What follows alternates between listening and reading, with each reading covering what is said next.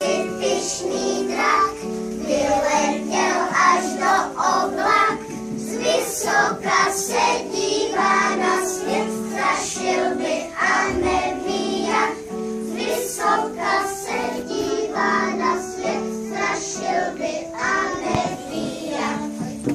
Slíží se do všech stran, náhle ztratí bran, ale brány se mu smály, že je ještě malý pán.